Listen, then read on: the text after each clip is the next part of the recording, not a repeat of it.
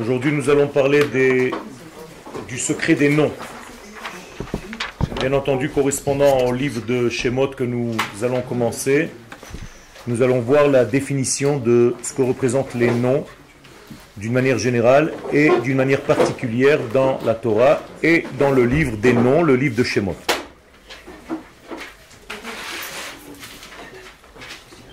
J'ai appelé ce cours Sod HaShemot Haba'im Mitzrayma, le secret des noms qui viennent en Égypte. En effet, la Torah ne nous dit pas que les enfants d'Israël viennent en Égypte. Si je cite le texte textuellement, il n'est pas mention de nom, d'êtres qui viennent en Égypte, mais de noms. Ve'ele Shemot Bnei Israël Haba'im Mitzrayma. Voici les noms des enfants d'Israël qui viennent en Égypte. Donc si je me réfère au texte réel, il s'agit donc de noms qui viennent en Égypte et non pas d'hommes. Parce que si je voulais dire que ce sont des hommes qui viennent en Égypte, j'aurais dit Ve'ele Bnei Israël Haba'im Mitzrayma. Voici les enfants d'Israël qui descendent en Égypte. La Torah ne dit pas ça. Elle dit Ve'ele Shemot. Voici les noms. Et le Zohar, qui fait attention à cette différence, dit, mais alors attends, ce n'est pas des hommes seulement qui sont venus en Égypte, ce sont leurs noms. Et là, on rentre dans un grand secret. Qu'est-ce que ça veut dire que des noms arrivent en Égypte? Des hommes qui arrivent en Égypte, je peux savoir ce que c'est. Ce sont des hommes qui étaient à un certain endroit dans le monde et qui arrivent dans le pays d'Égypte. Ça, je peux comprendre. Mais des noms qui viennent en Égypte, ça c'est déjà une notion qui me dépasse, et c'est pour ça que je dois étudier le sens de cette descente en Égypte des noms. Juste au début, vous avez dit que c'était pas des hommes, c'était que des noms. Après, vous avez dit c'est... Non, j'ai dit que c'est pas des hommes seulement. Ah donc c'est pas... Okay. Ah donc c'est quand même des Ce hommes. sont, c'est bavadaï des hommes, mais c'est pas ce que la Torah mentionne là. Elle parle des noms de ces hommes. D'accord? Parce que la Torah est très médouillette, précise. Et si elle nous dit que ce sont les noms, il faut comprendre pourquoi. Donc je cite le verset, voilà comment commence le livre de Shemot. Ve'ele Shemot, Bnei Israël Haba'im Mitzrayma. Voici les noms des enfants d'Israël qui viennent. Alors, c'est pas au passé, c'est au présent. Ça veut dire que nous sommes face à une situation, et si je veux continuer donc dans la précision, ça veut dire que c'est quelque chose de constant. Et donc il faut que je comprenne de quoi il s'agit. Qu'est-ce que c'est qu'un nom qui vient en Égypte? Mitzrayma, et pas les Mitzrayim. C'est-à-dire dans la direction de. Hashemot emsod ha'agdarot bekol makom. Première définition, c'est que le nom ou les noms, par définition, sont des définitions. Hagdara. Donner en fait une limite, donner un sens. Quand je peux définir quelque chose, je suis plus près de l'avoir compris. Si je ne sais pas définir une chose, cette chose est encore loin de moi. La capacité que j'ai à définir montre que j'ai compris le sujet, beaucoup plus que quelqu'un qui ne sait pas le définir. Vous êtes d'accord avec moi? Ça veut dire que si vous ne savez pas mettre des mots pour définir quelque chose, ne serait-ce qu'un sentiment, ça veut dire qu'en réalité, ce sentiment n'est pas encore très compris. Si j'arrive à définir les choses, à les cristalliser dans une phrase, dans un mot, c'est que les choses deviennent claires. Un sentiment, c'est pas indéfinissable? Non, on peut définir un sentiment. Quelqu'un qui se sent bien, il peut dire « je me sens heureux ». C'est une définition. Heureux, c'est aussi très abstrait. Mais au moins, il y a une expression qui sort de sa bouche. C'est pas dire « je ne sais pas comment définir ce que je ressens ». C'est beaucoup plus loin. Donc si c'est trop élevé, trop loin de moi, j'ai du mal à le définir. Donc toute chose qui n'est pas définissable clairement dans ma bouche, c'est que cette chose est encore très loin de mon acquis. J'arrive pas à l'intérioriser. Si c'est une immense joie, par exemple. C'est pas grave, tu peux dire une immense joie, c'est déjà pas mal. J'ai déjà compris. Mais des mots, c'est pas rabaisser la chose avec quelque chose de. D'un côté, c'est rabaisser, mais rabaisser veut dire aussi dévoiler. Ça veut dire que je peux rester avec des notions très profondes et ne pas parler. Vous êtes d'accord que le cours est beaucoup plus élevé. Je viens ici, je vous regarde, il est déjà écrit, moi j'ai fait le travail, donc je ne veux pas le rabaisser. Qu'est-ce que je fais? Je me tais. Ça vous arrange? Non. J'ai besoin en fait de rabaisser entre guillemets en disant des mots pour définir la pensée que j'avais quand j'ai écrit ce livre, ce texte. Donc si je ne le fais pas, il y a un problème. Il y a des moments où, comme le mariage, où ça faudrait mieux que ça se passe en silence, parce C'est que mettre des mots dessus, C'est Alors, il y a des choses qui doivent passer en silence, mais la plupart des choses dans ce monde doivent passer par le verbe. Pourquoi? Parce que l'homme est défini en tant que celui qui parle. Quand Dieu a créé l'homme, Ken, Vaï Adam le nefesh chaya, lorsque la Torah nous dit qu'il est devenu un être vivant, eh bien, Onkelus nous traduit Ruach Memallela, un souffle qui parle. Autrement dit, tant que tu n'es pas un souffle qui parle, tu n'es pas encore un homme. Donc tu as un problème. Et donc, l'homme se définit par sa capacité à s'exprimer, à parler. Adam et Ève ne se sont pas parlé. La Torah ne mentionne aucun dialogue entre eux. Regardez la catastrophe qui en a découlé. Alors apprenez en fait à parler. Apprendre à parler, c'est devenir un homme.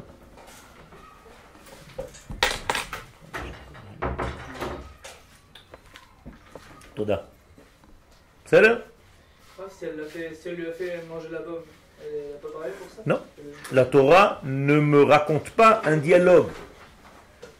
Je ne sais pas ce qui s'est passé là-bas. Moi, je me réfère à ce que la Torah me dit. Si la Torah mentionne un dialogue, c'est qu'il est important pour moi. Si elle ne le mentionne pas, c'est que ou il n'a pas eu lieu, ou bien c'était des bêtises. Ce n'était pas un niveau qui construit quelque chose. Or, la Torah est une prophétie. Ce qui a été retenu dans la Torah comme le texte qu'on connaît aujourd'hui, c'est tout simplement ce qui fait avancer le processus. Si ça ne fait pas avancer le processus, la Torah ne le marque pas. D'accord? Par exemple, la Torah a sauté 40 ans, 38 ans de désert. Elle n'en parle même pas. Pourtant, les gens se sont parlé là-bas. Même Moshe Rabbeinu a parlé. Mais ce n'est pas important pour faire avancer le processus du divin, donc ce n'est pas marqué dans la Torah. C'est une règle. Nevu'a shehutzrecha ledorot nichteva. Seule une prophétie qui nous importe a été mentionnée et retenue dans le texte de la Torah. Toutes les autres paroles, non. Ça veut dire qu'en réalité, ce qu'on va retenir de votre vie, vous aussi, c'est ce qui aura fait avancer le processus du dévoilement de l'infini sur terre. C'est ça la chose la plus importante. Et si tu as fait autre chose dans ta journée, bon, ça peut être important, mais ce n'est pas assez important pour être mentionné dans un texte de la Torah qui s'appelle une prophétie. Alors, on est en train de dire, là, que les noms des enfants d'Israël, donc je prends que les noms, c'est eux qui viennent en Égypte. Et donc je cherche à comprendre ce que ça veut dire. Qu'est-ce que c'est qu'un nom qui vient en Égypte? Mais d'après ce que je viens de vous dire, vous êtes déjà un petit peu plus apte à comprendre. Un nom qui vient en Égypte, c'est-à-dire un nom qui n'arrive pas à s'exprimer. Il est enfermé dans une notion qui s'appelle prison. Traduisez le mot prison, c'est une étroitesse. Ça veut dire on t'étouffe, on te ferme. Mitzraim, c'est en réalité traduction littérale de l'étroitesse. Meitzar. Tsar, c'est être à l'étroit. Metzarim, des étroitesses, Mitzraim. Donc, qui est mis en étroitesse en Égypte? Les noms. Donc, la capacité à définir. Donc, tu ne sais plus dire. Tu as du mal à dire. La maladie. Donc, en réalité, l'Égypte est une grande maladie. Et donc, sortir d'Égypte, c'est guérir de ta maladie. de ton incapacité à dire. Vous êtes avec moi? Écoutez bien. Et il y a une bénédiction de santé qui nous dit Kol hamachala, toute la maladie asher samti bemitzrayim que j'ai mis en Égypte, lo asim alecha, ki ani Adonai rofecha. Je ne le mettrai pas sur toi car je suis ton guérisseur. Autrement dit, la première maladie de laquelle il faut guérir en Égypte, c'est quoi? La parole. D'accord? Car on a dit que ce sont les mots qui sont en prison. Ce sont les mots qui ont été emprisonnés. Donc comment va s'appeler la fête qui va se référer à la guérison du manque de parole? Pessah, qui veut dire la bouche qui parle. Pessah. Donc dès que je sors d'Égypte, la bouche s'ouvre. Vous comprenez? Autrement dit, tout le moment où on était en Égypte, dans cet exil, qui était fermé en fait? La parole, le verbe. Or, si Israël, c'est le verbe qui dévoile Dieu dans le monde, si ces hommes-là sont emprisonnés en Égypte, qui ne se dévoile pas? Le nom d'Hachem dans le monde. Donc Akadosh Baruch Hu n'apparaît pas encore dans l'histoire réellement, tant que les noms et les enfants d'Israël sont en Égypte. Dès qu'Israël va sortir d'Égypte, immédiatement Dieu peut descendre entre guillemets sur terre. Ça va s'appeler le don de la Torah. C'est quoi ces noms en fait? D'accord? Les athlètes, on n'a pas encore défini. Pourquoi justement ils n'ont pas cette capacité à parler? Parce que l'Égypte, c'est en réalité un degré qui t'étouffe. Non mais là ils ne sont pas arrivés encore en Égypte, ils sont déjà à plein. Non. Ve'el et Shemot bnei Israël haba'im mitzrayim. Ça y est, maintenant ils sont en train de descendre. C'est au présent. C'est un présent continu. C'est-à-dire qu'il y a un problème, et c'est pour ça que je vous ai dit tout à l'heure de faire attention au temps. Ce n'est pas seulement du passé, chez Baou, et haba'im, c'est au présent. Ça veut dire que nous avons toujours ce même problème qui peut revenir. Il y a des moments dans ta vie où tu n'arrives pas à t'exprimer. Et donc tu deviens en fait muet, tu rentres dans un certain mutisme de ton être. Dans cette situation-là, tu es dans une certaine maladie, parce que tu n'arrives pas à t'exprimer. Donc il va falloir que tu t'exprimes pour guérir par des mots, M-O-T-S, qui vont guérir tes mots, M-A-U-X. Ok? Donc, il va falloir apprendre à parler. Et la première chose dans ce monde, c'est l'apprentissage de la parole pour redevenir l'homme que nous sommes. Et si un homme est muet, vous vous rappelez que le mot muet en hébreu se dit « il aime », il devient automatiquement violent, alim. Il aime, alim. C'est-à-dire la violence est souvent un résultat de quoi? Du manque d'expression de l'homme. Il ne sait pas s'exprimer par la bouche, donc il va s'exprimer par ses mains. Souvent ou même tout le temps? Très souvent. Donc la alimut vient de la ilmut. Le manque d'expression, quand tu n'arrives pas à dire les choses, c'est obligé de sortir et ça sort d'une manière violente. Par exemple, Quel? Hitler, on disait que ça avait très bien parlé et pourtant il a fait des... Je n'ai pas dit qu'il n'y a pas des exceptions. Je dis d'une manière générale, c'est ce qui se passe chez un homme qui a un mal parce qu'il est étouffé avec plein de sentiments qu'il n'arrive pas à exprimer. Et donc la psychologie a découvert ce système, c'est de faire parler. Et quand tu parles, tu commences déjà à guérir. Tu t'exprimes, tu ouvres cette boîte de Pandore où il y a tous les problèmes du monde. Quel? Dans Michelet, il n'y a pas écrit Bureau des Varim et Adal Pécha, le concert se fait à Pasquille. Ça veut dire qu'il faut savoir ce que tu dis. C'est pas parce qu'on t'a ouvert la bouche que tu dois blablabla. Il faut que tes mots soient précis et il faut qu'ils soient définissant quelque chose de réel. Et c'est pour ça que je vous ai dit, les gens qui parlent et qui parlent et qui parlent, mais en réalité ils ne font rien avancer, ça c'est pas mentionné dans la Torah. Donc en fait vous avez un barème de mots, une limite de mots dans votre vie, dans une boîte. Et quand vous avez fini d'utiliser ces mots, il faut partir. Donc il faut faire très attention combien on gaspille de ces mots-là. Et qu'est-ce qu'on fait avec? Et tant que tes mots ne sont pas très clairs, ne sont pas précis, tu vas faire beaucoup d'habillage autour pour combler ton manque. Mais quand ta parole devient précise, une seule parole suffit pour définir la chose. Tu ne bégayes pas parce que tu sais ce que tu vas dire. Qui bégayait en Égypte? Moshe Rabbeinu. Maintenant vous comprenez pourquoi. Et il dit à Kadosh Baruch Hu, Ani arel sfataim, j'ai un problème au niveau des lèvres, je ne peux pas m'exprimer. Pourquoi? Parce que mon peuple est en exil, donc il a un problème. Fais-moi sortir d'Égypte, je commencerai à parler. D'ailleurs, il sort d'Égypte et immédiatement, Az Yashir Moshe. On ne parle même plus de son problème. Autrement dit, Moshe Rabbeinu bégaye parce que le peuple d'Israël lui-même est dans une incertitude. Et comme il est équivalent à tout le peuple d'Israël, il a en fait la maladie du peuple. Tout le peuple d'Israël est dans un étouffement global au niveau de son verbe. C'est-à-dire qu'il ne peut pas encore jouer son rôle dans l'histoire. Quel est le rôle d'Israël dans l'histoire? De raconter Akadosh Baruch Hu, de dévoiler les valeurs d'Hachem. Si tu ne fais pas ce travail, ça s'appelle que tu es en Égypte. Maintenant vous avez compris? Est-ce que je peux être en Égypte même aujourd'hui? Oui. Maintenant vous avez compris le système. C'est-à-dire l'Égypte, ce n'est pas seulement un pays, c'est un état de conscience. Si tu es dans un étouffement, tu n'arrives pas à t'exprimer, ça s'appelle un état d'Égypte.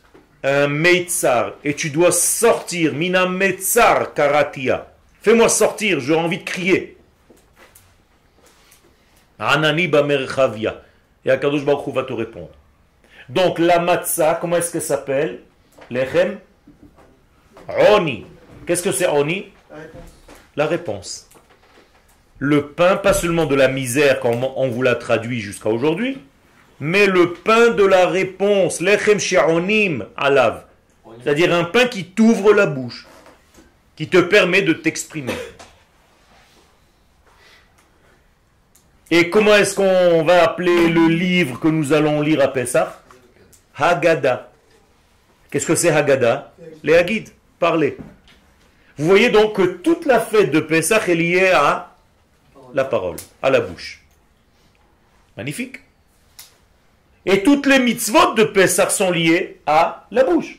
Tu dois dire certaines choses et tu dois avaler certaines choses. C'est tout. Et là se trouve le secret. Donc si je devais maintenant définir le membre du corps humain qui correspond à l'exil d'Égypte, c'est la bouche. En Égypte, elle est fermée. Et si la bouche est fermée, ça veut dire qu'en fait ton mental n'arrive pas à sortir par ton verbe. Parce que ta pensée, elle existe. Mais il y a quelque chose qui l'empêche de exprimer. Donc tu es dans un problème d'étouffement intérieur. Et tu es obligé maintenant de guérir de cette maladie. C'est quoi qui l'empêche? On n'a même pas commencé le texte. Mais je vous explique oralement avant de passer au texte. C'est ça? Alors, Ve'el shemot bnei Israël abayim Mitzrayma. Hashemot, donc les noms, hem sod ha'hagdarot bekol makom. C'est le secret des définitions partout. Ela shebeshlav harishon, cependant, au premier degré, à la première étape, hem ba'im Mitzrayma. Ces mêmes mots, ces mêmes définitions sont emprisonnées. Elles sont en Égypte. Elles sont étouffées. Elles ne s'expriment pas du premier degré. Combien de temps il faut pour un bébé pour commencer à définir? 2 ans. Pour commencer à parler vraiment. D'accord? Ça veut dire que pendant 2 ans, le bébé a envie de dire des choses et il sort des sons, des voix. Il a envie de raconter plein de choses. Et toi, tu te dis, mais il a plein de choses à dire. Non, mais il n'a pas encore le mental, non? Justement, ça veut dire que la bouche n'est pas un membre qui est séparé du cerveau. Et c'est pour ça que, comment je vous ai défini tout à l'heure la parole, un souffle qui parle. C'est pas une bouche qui parle. La bouche, elle ne parle pas. C'est un esprit qui utilise la bouche pour parler. On n'a jamais vu une bouche qui parle. C'est votre esprit qui parle. La bouche est un instrument de l'esprit. Habechina hamechuna Shem. Donc la qualité, le degré qui s'appelle Shem, qu'est-ce qu'il donne d'après vous, d'après ce qu'on vient de voir? La parole. Hmm? La parole. Oui, mais pourquoi faire? Une définition de... Il a fait une définition. Donc pour définir, il faut que j'ai une direction de pensée. D'accord? Il faut que j'aille quelque part. Comment on dit là-bas? Sham. C'est les mêmes lettres que le mot Shem. Ça veut dire, dès que je définis un nom, j'ai un là-bas. On est ensemble? Ça veut dire que quand j'arrive à donner le nom de quelque chose, mettre un nom sur quelque chose, en français on appelle ça appeler un chat, par exemple, dès que tu arrives à faire ça, tu as donné une direction à l'objet ou à l'être vivant que tu es en train de définir. Ça veut pas lui donner une direction. Ça veut dire que tu dois savoir ce qu'il est. Normalement, en définissant une chose, je dois savoir en fait toute sa structure moléculaire, tout son système. C'est ce qu'a fait Adam avec les Exactement. Chazak ou Baruch, je voulais que quelqu'un arrive à le trouver tout seul, et c'est bien que tu as touché le point. C'est ce qu'Adam Arishon a fait. Akadosh Baruch Hu, il a posé des êtres devant le premier homme, et il lui a dit, vas-y, donne-leur un nom, on va voir si tu es capable de les définir, c'est-à-dire de les faire vivre. Grâce au nom que tu vas donner, ils vont commencer à s'animer. Autrement dit, la vache, avant que Adam Arishon ne la traite de vache, elle était inerte. Elle était gelée. Elle ne bougeait pas. Et donc, Adam Arishon a dit à la para. Pourquoi? Parce que dans son intelligence adamique, il avait la capacité à savoir toute la structure de la vache. Ce qu'on a perdu aujourd'hui. Autrement dit, dans le mot para en hébreu, je dois savoir avec les 3 lettres que ce nom comporte, étudier tout le système de ce que représente une vache dans mon monde. C'est extraordinaire ce que je suis en train de vous dire parce que ça va très loin. C'est-à-dire même la structure moléculaire de la vache et tous les composants de cette vache sont uniquement dans ces 3 lettres para. Alors dans ces 3 lettres, il y a bien entendu la valeur numérique, il y a bien entendu le poids, il y a bien entendu la notion de ce que ça représente. Par exemple, para veut dire prix, un fruit. Donc c'est le plus gros des fruits au niveau animal. D'ailleurs au niveau du végétal, ça s'appelle pérote. Et au niveau animal, ça s'appelle parote. C'est presque pareil. Et ça veut dire en même temps se fructifier, se multiplier. Para, perou, urvu. Ça vous a même donné une naissance à une fête que vous ne savez pas peut-être son nom, Purim. Ça veut dire Purim vient du mot para. Mais comme tu ne sais pas, ça devient du paranormal pour toi. Alors que c'est un grand paradoxe. D'accord? Quel? Quelqu'un n'a pas avec Purim et Para. Ah, ça c'est encore une autre fête, on ne va pas rentrer maintenant dans Purim. Mais je voulais juste gratter un petit peu votre curiosité. Quel? Dans le nom, il y a la totalité de l'être. Mhm. Pas une seule partie qui nous en Exactement. Il y a la totalité de l'être. Et donc si tu sais définir quelque chose, il y a la totalité de la chose. Maintenant, est-ce que tu connais ton prénom? Non, pas forcément. Tu ne le connais pas. C'est-à-dire, C'est celui qu'on m'a donné. il a fait, on t'a donné, on t'appelle, mais tu ne sais pas en fait ce que ça veut dire. Et là, je suis en train de te révéler un grand secret. Si tu étudiais ton prénom, tu saurais toute cette structure intérieure de ce que tu es. Comment étudier Là. Vous comprenez ce que c'est maintenant les noms? Quelle est l'importance des noms? Il n'y a rien d'autre en fait dans ce monde. Parce que toute la Torah, ce sont quoi? Que des noms. Donc ce sont des combinaisons de lettres qui ont donné des noms. Et donc si j'étudie la Torah, j'étudie les noms. Et en étudiant les noms, je peux définir ce qu'Akadosh Baruch Hu voulait que je dévoile dans ce monde. Et si je ne comprends pas l'étude de la Torah, eh bien ça devient des noms. N-O-N. Quel? On ne dit pas que le Mashiach, il va redéfinir. Nachon. Il a fait. Il a fait. Pourquoi tu as parlé du Mashiach? Parce qu'on dit qu'il va revenir à Adam, quoi. Qu'est-ce que veut dire le mot Mashiach en hébreu? Celui qui parle. Sicha. Sicha. Vous savez ce que c'est une sicha?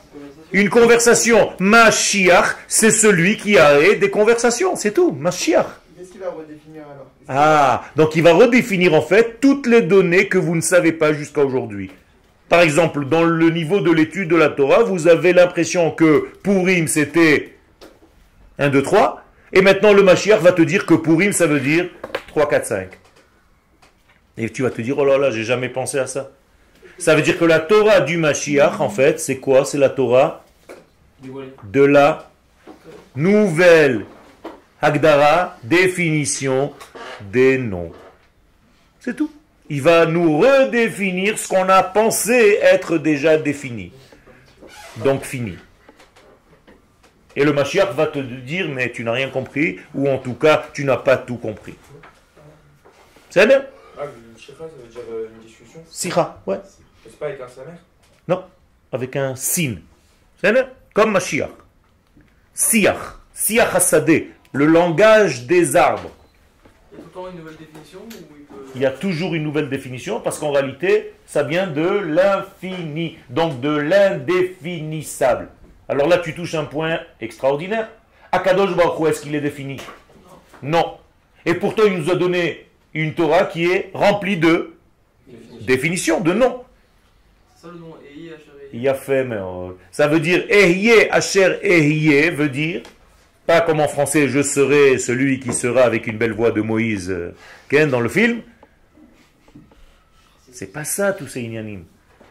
Ça veut dire, il y a toujours encore, je serai toujours dans un avenir. Ehyeh, c'est moi au futur. Je serai. C'est-à-dire, il y a toujours encore quelque chose à découvrir parce que ça vient de l'infini.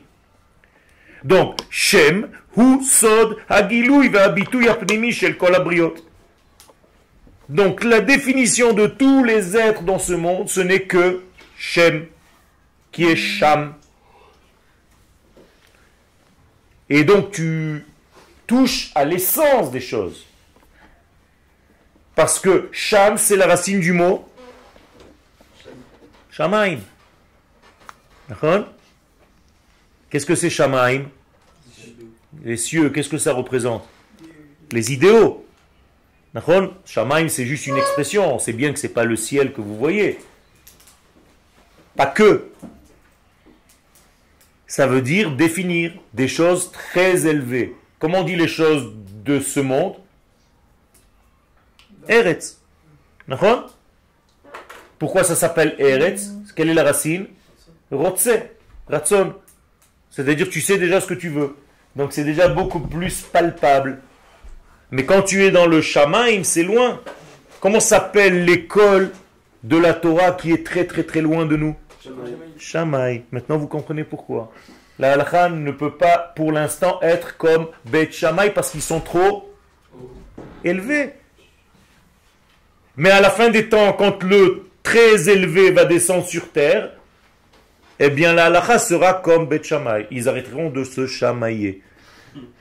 C'est de là que ça vient d'ailleurs. D'accord? Alors Hillel, quelle est la valeur numérique de Hillel? 65. Quel est le nom d'Hachem qui correspond à 65? Adon. C'est-à-dire le nom de ce monde. Donc Beth Hillel, c'est la halakha dans ce monde. Comprenez? C'est très très précis la Torah. Il faut juste savoir que tout est codé. Donc, Yeridat Hashemot le Mitzrayim. Maintenant, on revient à notre définition. Ce sont les noms qui sont descendus, ou plus exactement, qui descendent en Égypte. On est d'accord? Alors, pourquoi ces noms descendent en Égypte? D'après vous, qu'est-ce qu'ils ont à faire là-bas? Alors, on a dit d'abord qu'ils sont étouffés, mais en même temps, ils vont chercher à se redéfinir. Il y a fait même. Et pourquoi il faut aller en prison pour se redéfinir? Parce que dans la prison, en fait, tu es dans un simtsum. C'est-à-dire dans une étroitesse, ça veut dire que tu n'as pas trop de possibilités. Donc on va te réduire toutes les possibilités à Parlez. 1, 2, 3 et tu pourras t'exprimer. Donc plus on va réduire tes possibilités, plus tu pourras définir un mot. Même si ce n'est pas encore un super mot, mais il va commencer à t'aider à définir les choses. Donc tu es censé sortir d'Égypte quoi?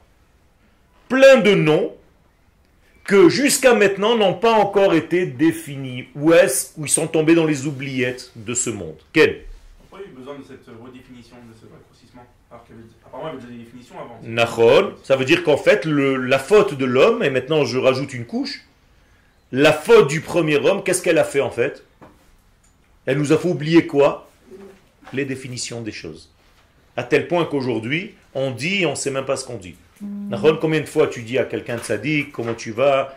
C'est le Rav, c'est le Gaon, c'est le machin. C'est on dit dans des titres.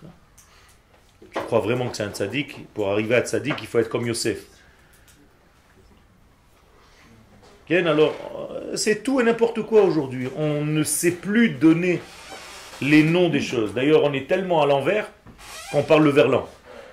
C'est-à-dire tout est à l'envers. C'est même plus les vraies définitions. Tu fais la teuf. Tout est à l'envers. Olam hafouch ra'iti. Tu n'arrives même pas à définir. Et même dans le manque de définition, c'est encore à l'envers. C'est le contraire du contraire. Donc il faut tout remettre en place pour arriver à une Géoula. Géoula, en fait, c'est une rédemption de qui? Des noms. C'est tout. Donc le nom Shem, c'est l'essence même de la Géoula. Et qui on appelle Shem? La royauté de Dieu. Baruch Shem, Kevod, Malchuto. Tant que le nom d'Hachem n'est pas révélé, il est dans une profanation. Comment on dit profaner le nom d'Hachem? Chilul Hashem. Et qu'est-ce qu'on doit faire, nous, pour sortir du Chilul Hashem? Kiddush Hashem. Comment vous écrivez Hashem? Ah, il a fait. He Shin Mem. Attention de ne pas écrire He comme Hashem. Tu ne peux pas profaner Dieu, tu peux profaner son nom, c'est différent. Attention, les gens qui ne voient pas la différence ne comprennent pas ce que je suis en train de raconter. Est-ce que vous pouvez profaner Dieu? Non. Vous pouvez profaner son expression, c'est-à-dire son nom. On va le définir pourtant. Il a fait. Et il nous a pourtant donné, et c'est ça le paradoxe, une Torah entière qui n'est que des noms, que des définitions. Et il me dit, ça c'est à ton niveau, fais-le. Dibra Torah kilshon bnei Adam. La Torah nous parle un langage humain que tu peux comprendre. Quel? Pourtant, les sods, ils sont cachés. Les sodotes. Les sodas- Ça dépend. Ils sont cachés momentanément. Bah, dans les livres, par exemple, comme le Zohar et tout ça, il y a très peu de noms pour des grandes explications. Ça veut dire que plus tu grandis dans la compréhension de noms, plus tu as besoin de quoi? Juste de quoi? De peu de noms. Il a fait de racheter tes votes. On te donne juste un petit détail et toi déjà tu comprends. C'est pour ça que les kabbalistes sont en fait créé un langage à eux. Et tu peux rentrer dans une yeshiva de kabbalistes et tu vas rien comprendre, même si tu parles couramment l'hébreu. D'accord? Parce que là-bas, le langage n'est pas un langage que tu connais. Hein, on va te dire Ak Midgale Beza Venuk. Qu'est-ce que ça veut dire? Même un Israélien de base, rien du tout. Il a juste à apprendre les définitions. Il a fait. Donc là, encore une fois, il y a un langage à réapprendre une définition. C'est un langage. C'est alors, ça ne sert à rien d'apprendre l'hébreu pour arriver à ça. Ça, c'est autre chose encore. C'est encore un autre langage. C'est un autre ulpan. Mais léat, Bezrat Hashem.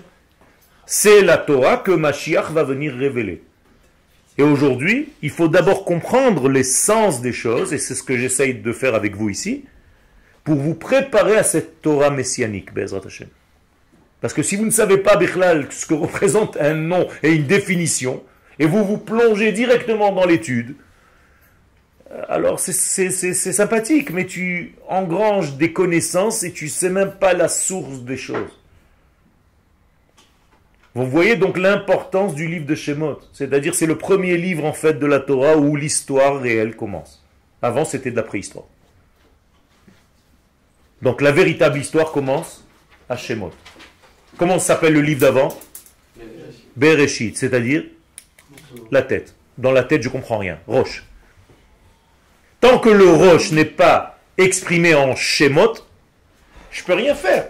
Non, si le nom qui était dans ma tête commence à s'exprimer en Shemot, je peux commencer à appeler.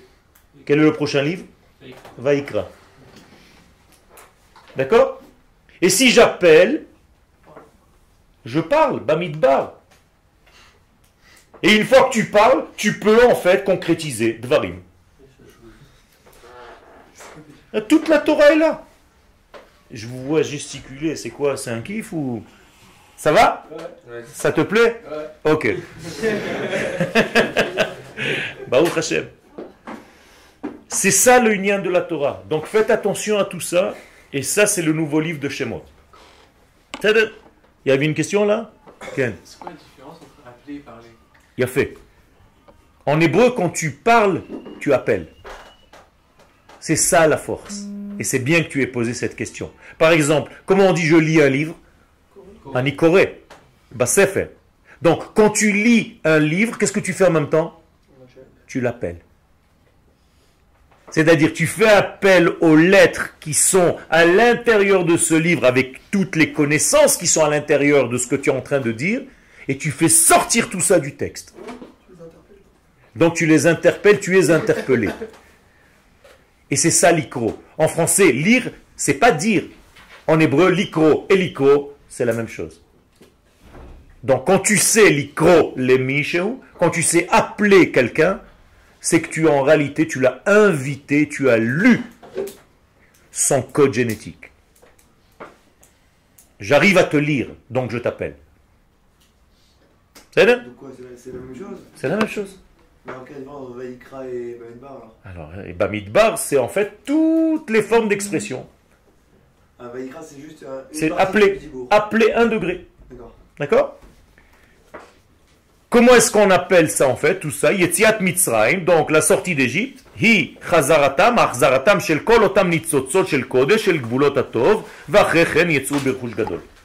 Qu'est-ce qui est écrit concernant la sortie d'Égypte? Que Akadosh Baruch Hu va faire descendre la descendance de Abraham, c'est dans Brit Ben Abetarim, et après il leur dit Vacharechen, et après cela ils sortiront Berechush Gadol. Traduction? Avec une grande richesse. Et donc qu'est-ce que c'est que cette richesse? La parole. Donc ils vont gagner la parole. Effectivement, 50 jours après la sortie d'Égypte, qu'est-ce qu'on a gagné? La Torah. Donc toutes les paroles sont redéfinies. Alors je vais plus loin. Et où elle était donc la Torah avant qu'elle ne soit donnée? Dans le ciel. En Égypte. C'est-à-dire étouffée dans les oubliettes.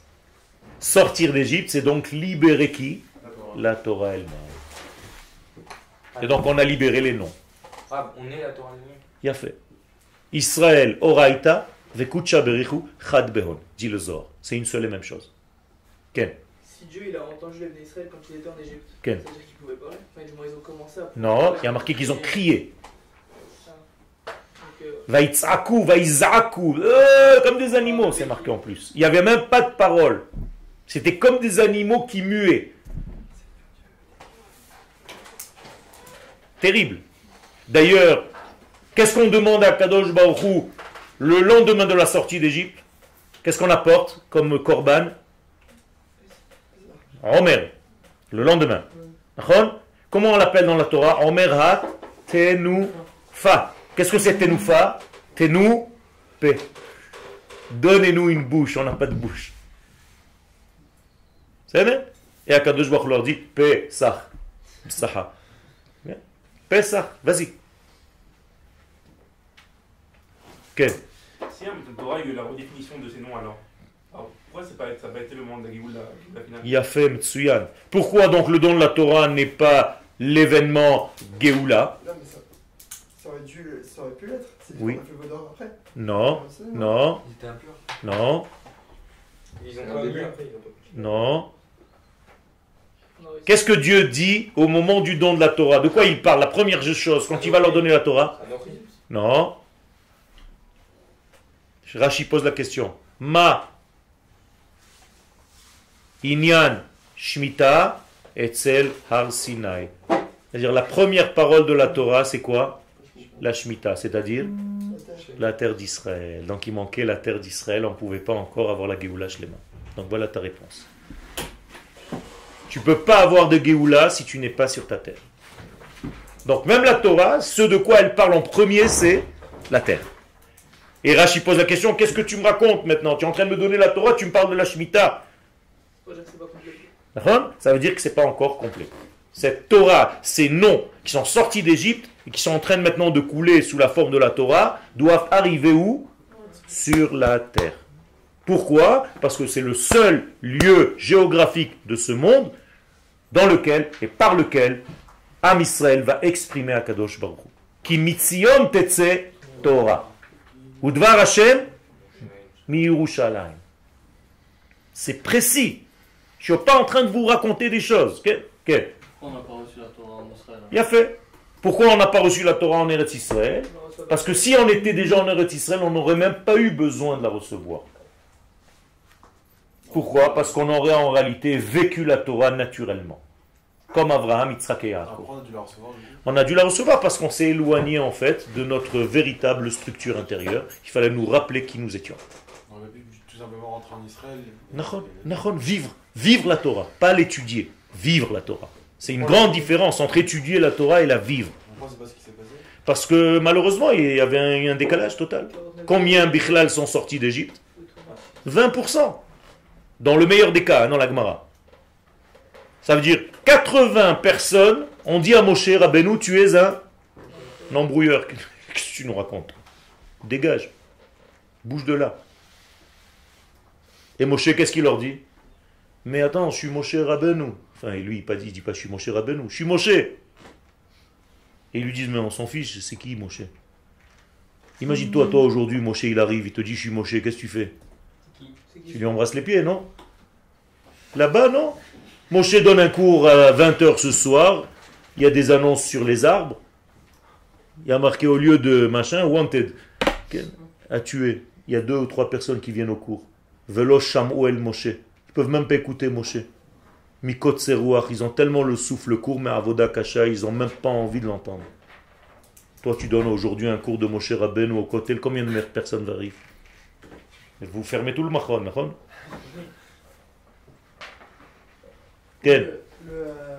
Par rapport au nom de la Torah, le Vaudor, ça a quand même aussi bouché. Pas grand-chose. Vaudor, c'est une histoire de 3000 hommes, pas plus. Il ne faut pas lui donner une trop grande importance, comme ça dit le Kuzari, Rabbi Yehuda Alevi. Il n'y a que 3000 hommes qui ont fauté réellement dans ce Vaudor. Justement, le Kuzari, il dit que c'est en Israël, non? Quoi? Sinaï. Il dit que c'est en Égypte. Nahon. Il dit qu'en réalité, l'essence, elle vient de Eretz Israël, de Haramoria. Quel problème? L'essence de la Torah, le don de la Torah, il est fait en Égypte, mais l'essence, elle vient toujours d'Eretz Israël, ça ne peut pas venir d'ailleurs. Kadosh Baruch Hu, quand il descend sur terre, il ne peut pas venir ailleurs que de cette terre.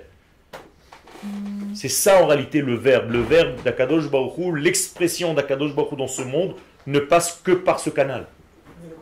Okay. Au nom de la Torah, on ne dit pas qu'on a retrouvé entre guillemets le niveau du Gan Eden. Nachon, mais comme Bechina en hébreu.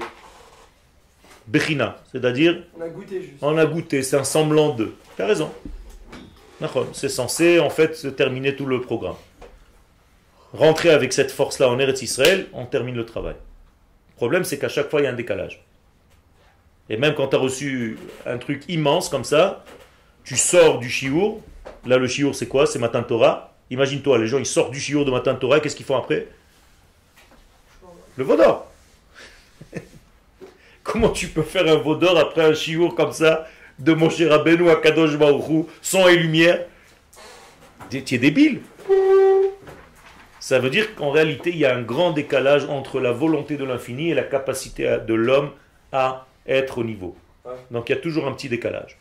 Alors est-ce qu'on est capable d'être au niveau? Est-ce que Dieu ne nous a pas créé avec une incapacité à dévoiler ce qu'il fait? Non, il nous a créé avec la capacité de dévoiler, mais ça prend du temps. Ça s'habille dans le temps. Et il faut un grand travail. Et ça prend 6000 ans. Donc on est à la fin de ce 6000 ans maintenant. On va rentrer dans le Shabbat. 3000. Non. 3000 c'est un autre degré, c'est après le Shabbat déjà. Donc c'est pas de ce compte. D'accord? C'est un autre compte, ce qu'on appelle Gar. Pour continuer à les expressions de Kabbalah que tu ne comprends pas. D'accord? Là on est dans Zat. Tu as compris? C'est pas de l'hébreu, mais c'est pas grave. Ok? Alors, on continue. Vous avez compris donc avec quoi ils sont sortis d'Égypte. Quelle est la richesse avec laquelle ils sont sortis. C'est là. Donc ils ont libéré quoi en fait? La Torah. Et c'est les noms, c'est la vérité. Ok. D'ailleurs, pourquoi il faut 50 jours après la sortie d'Égypte pour recevoir la Torah? Pourquoi pas 38, 42? Ça veut dire que la Torah, elle vient de quel niveau? 50. D'accord? Elle est obligée de venir du chiffre 50. Vous vous rappelez du chiffre 50? Du cours de Hanouka? C'était l'au-delà. Je vous ai dit que 7 fois 7, c'est toujours 7, c'est toujours la nature. C'est 49. Au-dessus, c'est le 8, c'est le 50. Vous vous rappelez ou pas? C'est déjà passé? C'est déjà fini? Regardez le décalage. Vous vous rendez compte? Hanouka, c'était il n'y a même pas un mois. Fini. Je peux redonner le même cours. Ça me fait beaucoup de peine. C'est terrible. Ça veut dire que je suis un mauvais prof. Alors qu'est-ce que je fais? J'ai une question primordiale qui se pose. Est-ce que j'arrête de donner des cours? Non, je rigole pas. Peut-être qu'il vaut mieux arrêter. Oui ou non? Il reste quelque chose, un petit peu, un petit machin? Bah alors, rassurez-moi. Qu'est-ce que c'est le chiffre 50? Bah, il y a fait. Ça veut dire que c'est l'infini, béni soit-il. Comment est-ce qu'on l'appelle ce degré? Bina, vous vous rappelez? Le discernement. Donc la Torah vient de ce monde-là, très très élevé, pour descendre dans notre existence. D'accord? Je suis un petit peu rassuré. On va faire mieux. Donc, malgré le fait que la Neshama, notre Neshama, elle est très élevée, elle vient d'un monde élevé, d'ailleurs elle vient de ce chiffre 50. Eh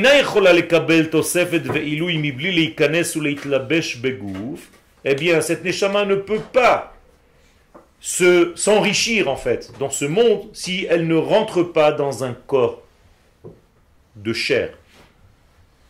Qu'est-ce que vous êtes, vous? Vous êtes des Neshamot dans des corps. On est d'accord? On est tous pareils. C'est une Neshama qui est rentrée dans un corps. Donc là, qui parle à qui en fait? C'est ma Neshama qui parle à vos Neshamot. On est d'accord ou pas? C'est juste à travers des corps. Ce sont juste des enveloppes. Il y a un filtre. Okay? Il y a un filtre. Mais en fait, c'est ma Neshama qui parle. Donc, vous pouvez absolument dire après le cours, au Rav Partouche, aujourd'hui, Yoel nous a fait entendre la voix d'une Neshama. Ken, vous mentirez? Non. Dire comment ça, explique-moi. Oh, ça m'intéresse.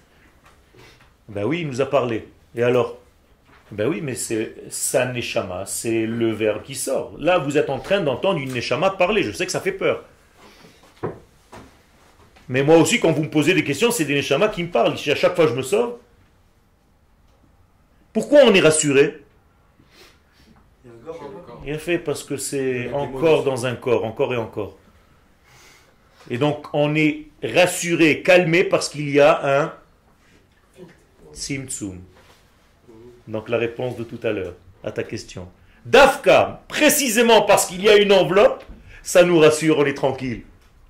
Imagine-toi maintenant, sans enveloppe, maintenant, je lui dis, allez, parle, et vous entendez un son juste à côté de moi qui vous dit, Shalom Kulam. C'est pas Roni, hein. Qu'est-ce que vous allez faire? Il y en a qui vont sortir. Il y en a qui vont s'évanouir. Parce qu'il n'y a pas de corps qui contient. Et pourtant, quand je vous parle, ça fait 1 heure que je vous rabâche, c'est toujours une Neshama qui vous parle et vous êtes rassuré. Parce que vous voyez un corps, ça vous rassure. C'est bizarre quand même. Hein? Encore un paradoxe. si le corps ça représente le Tzimtzum, Quel? alors entre guillemets, le corps ça représente l'Égypte. Nachon. Metsuya, il C'est fait. détaché du corps. Il a fait, magnifique. Tout ce que tu viens de dire, c'est le Harizal. Dans ce Shabbat, Parashat Shemot, tu viens de comprendre les écrits du Harizal. Ve'ele Shemot bnei Israël abaï mitzrayima, c'est qui? C'est les Neshamot qui viennent dans des corps. Ah, alors qu'est-ce que c'est que la sortie d'Égypte? Non. Prochain épisode. Ils sont toujours dans On dit qu'il faut vivre. Il faut vivre. Il faut vivre en même temps avec le corps et l'âme. Donc, En harmonie. En harmonie. Et pourquoi tu as un choix? Non, enfin. Tu es toujours avec le corps et l'âme en même temps. Oui, mais on dit qu'il faut vraiment pas mélanger, faut vraiment pas se séparer du Pas dans corps. le ciel. Ah ben, si tu te sépares, tu es mort. Non, mais faut pas vivre dans le ciel, c'est ça que tu veux. Alors que l'Égypte, il faut vraiment s'en séparer, mais le corps, il faut vivre avec et il faut sanctifier le, Ah, moi je suis pas sûr. le manger par exemple. Je suis pas sûr. Je suis pas sûr. Il y a tous les- enfin, Traduis-moi le mot en hébreu sans mentir et sans te référer à ce que tu connais des définitions que tu as connues jusqu'à maintenant. Avec mes mots, Avec tes mots à toi, traduis-moi Yetziat Mitzrayim. cette Mitzrayim, c'est le fait de sortir du pays. Non, Qui a- non, Sortir de l'impureté. non. La sortie de Ça c'est Yetziat mi Mitzrayim, tu es d'accord? C'est la sortie de l'Égypte. C'est l'Égypte qui sort. C'est bien fait. Yetziat Mitzrayim, c'est la sortie de l'Égypte elle-même. Ça veut dire qu'en réalité, on était censé faire élever l'Égypte elle-même et pas sortir d'elle. Ah, donc, et le corps. Quoi, on a raté? Exactement. On a raté quelque chose, bien sûr. On est sorti. On est ici, niveau. On est sorti, On appelle- mais on n'a pas libéré l'Égypte. Ah bon? Ben oui, c'est pour ça que Paro, il nous court après. Qu'est-ce qu'il nous dit? Libérez-moi! Pourquoi vous vous libérez tout seul et moi? Donc la prochaine Géoula, la dernière Géoula, elle va sauver qui en fait? Le corps, donc Mitzrayim.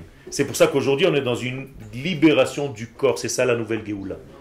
La Neshama, elle s'est déjà libérée en Égypte. Ah, ça veut dire que ce que voulait faire Yosef, c'était bon. Il a fait. Il avait compris le sens, mais il fallait élever toute l'Égypte à un niveau de ciel en fait. Mais ça c'est un cours pour un prochain épisode. Tu as une question? Merci. Toda Rabba.